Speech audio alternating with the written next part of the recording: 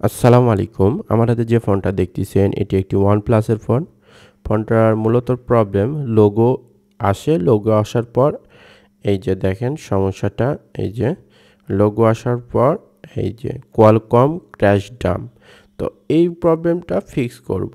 তো অনেক ক্ষেত্রে এই প্রবলেম হইলে ফোনটা ফরম্যাট মেরে দেয়, ফোনটা সফটওয়্যার আপডেট করে দেয়। তো এতে প্রবলেম ফিক্স হয় না, এতে কাস্টমারের ডাটা চলে যায়। আসলে এটা হার্ডওয়্যার প্রবলেম, তো হার্ডওয়্যার থেকে ফিক্স করা লাগে। তো ব্যাকশেলটা খুলে নিলাম, ফোনটা নো টাচ একদম, মানে আমি ফার্স্ট টাইম খুলতেছি। তো ব্যাকশেল খোলার পর যে ক্যামেরার ফ্ল্যাশের লাইন আছে এক্সট্রা রিবনটা এটা খুলে নিলাম, প্লাস এখন নাটগুলি সম্পূর্ণ খুলে নিয়ে একদম মাদারবোর্ডের সাথেও নাট লাগানো আছে। তো যেগুলো আপনার রিবন আছে, ডিসপ্লে লাইন আছে, প্লাস এটা সেলফি ক্যামেরা রিবন এটাও খুলে নিলাম এবং ক্যামেরাটা খুলে অতি সূক্ষ্মভাবে রেখে দিতে হবে, কারণ আমাদের কাজে যদি এনসি থিনার পড়ে যায় বা পেস্ট পড়ে যায় ক্যামেরার উপরে, ক্যামেরাটা নষ্ট হয়ে যাবে। তো এই জন্য সূক্ষ্মভাবে ক্যামেরাটা ধুয়ে দিলাম এক্সট্রা করে। প্লাস এই হচ্ছে সিপিউর উপরে যে থার্মাল পেস্ট আছে পেস্টগুলি তুলে দিলাম এবং প্লাস এই সিপিইউগুলি প্রচুর পরিমাণে হার্ড গ্লু দিয়ে লাগানো থাকে, ব্ল্যাক গ্লু। এই গ্লুটা কাটিং করা অনেকটাই মুশকিল, তো অনেক সূক্ষ্মভাবে এই গ্লুগুলি কাটিং করে নিতে হবে। তো কাটিং করে নিলাম, প্লাস এখন র্যামটা ওপেন হবে। এই যে দেখেন র্যামটা একদম সূক্ষ্মভাবে। তো র্যাম আমি সাধারণত অনেক হিটিং টেম্পারেচার ইউজ করি, 400-এর উপরে হিটিং টেম্পারেচার আছে আমার। এখন সিপিইউটা ওপেন করব। সিপিইউ ওপেন করতে হলে সেম হিটিং টেম্পারেচার রাখছি, 400-এর উপরে হিটিং টেম্পারেচার, কারণ আমার অতি দ্রুত এবং কুইকলি কাজ করা লাগে। এই জন্য কুইকলি কাজ করতে হইলে আমি বেশি হিটিং টেম্পারেচার ইউজ করি। এই হচ্ছে সিপিইউ ওপেন করার পর, প্লাস যে যে এক্সট্রা লিড আছে লিডগুলি সম্পূর্ণ এখান থেকে ক্লিন করে নিতে হবে সোল্ডারিং আয়রন দিয়ে, প্লাস ওয়্যার দিয়ে, উইক দিয়ে। তো এই হচ্ছে সিপিইউ ওপেন করার পর এক্সট্রা লিড আছে, লিডগুলি রিমুভ করতেছি সোল্ডারিং উইক দিয়ে। তো দেখেন কি পরিমাণে ব্ল্যাক গ্লু থাকে এখানে, একদম মাথা নষ্ট। কারণ বিশেষ করে OnePlus-এ আপনার আমি দেখছি যে যে গ্লুটা ইউজ করে এটা অনেক হার্ড।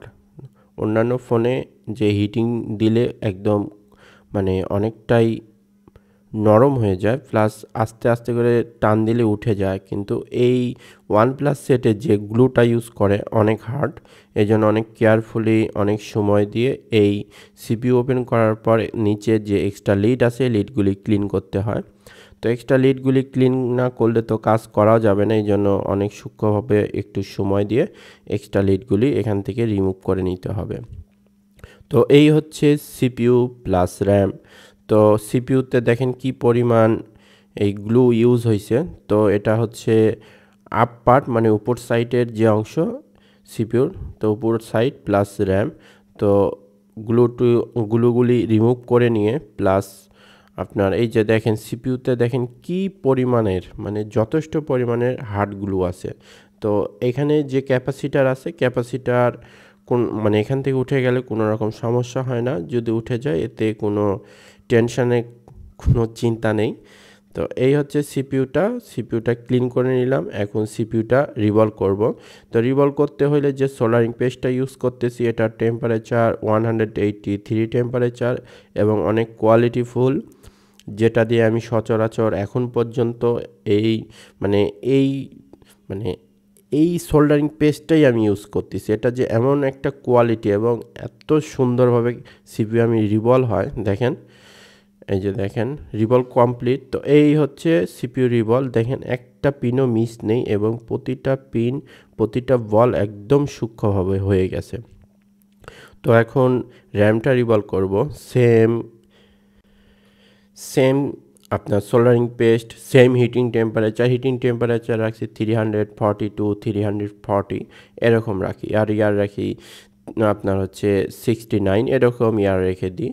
আর কাজের বিষয় হচ্ছে যে আপনার নিজের উপরে, আপনি যেটা আয়ত্ত করবেন ওইটাই কাজ করতে পারবেন। তো র্যাম রিভলভ কমপ্লিট। তো এখন সিপিইউটা ইনস্টল করব, সিপিইউ প্লাস র্যাম। তো সর্বপ্রথম সিপিইউটা বসিয়ে দিলাম, প্লাস নিচে ফ্লাক্স পেজ দিয়ে নিয়েছি এবং সূক্ষ্মভাবে সুন্দরভাবে হিটিং টেম্পারেচার দিয়ে কেয়ারফুলি এখানে ইনস্টল করে দিব সিপিইউ। তো সিপিইউ বসে গেছে বুঝতে পারতেছি, তো হালকা করে শেক করে দেখব। তো এই হচ্ছে শেক শেক। তো সিপিইউ বসে গেছে। তো এখন র্যামটা বসিয়ে দিব। র্যামের যে সাইড বা দিক আছে দেখে সুন্দরভাবে সূক্ষ্মভাবে র্যামটা এখানে বসিয়ে দিব। কোনো রকম যেন সমস্যা যেন না হয়। সাইডে বহুত ব্ল্যাক গ্লু লাগানো আইসি আছে, অডিও আইসি, লাইট আইসি মানে ডিসপ্লে আইসি, গ্রাফিক্স আইসি। তো এই হচ্ছে সিপিইউ ইনস্টল করা কমপ্লিট। তো এখানে একটু ডার্কস হয়েছে, ক্লিয়ার করে দিলাম এনসি থিনার দিয়ে। তো সর্বপ্রথম মাদারবোর্ডটা চেক দিব, চেক দেওয়ার পর বাদ বাকি কাজগুলি করব। তো আসলে ফোনটা ওকে হয়েছে নাকি না উল্টা ডেট হয়ে গেল, এই জিনিসগুলি চেক দিই। তো ওয়ানপ্লাসের সেট রেকর্ড নেই যে কাজ করতে যায় ডেট হয়, এরকম হয় না, কারণ ওয়ানপ্লাসের সিপিইউগুলি অনেক হার্ড হয়, এটা অনেক হিটিং টেম্পারেচার সহ্য করতে পারে। তো এই হচ্ছে মাদারবোর্ডটা অন করলাম, ওয়ানপ্লাস চলে এসেছে। তো এখন দেখি। তো এই হচ্ছে অন হয়ে গেছে পুরোপুরি, আলহামদুলিল্লাহ। এই যে লোগো এসেছে। তো এই হচ্ছে সমস্যা, আর এই হচ্ছে সমস্যার প্রবলেম ফিক্স। তো ধন্যবাদ, ভালো থাকবেন।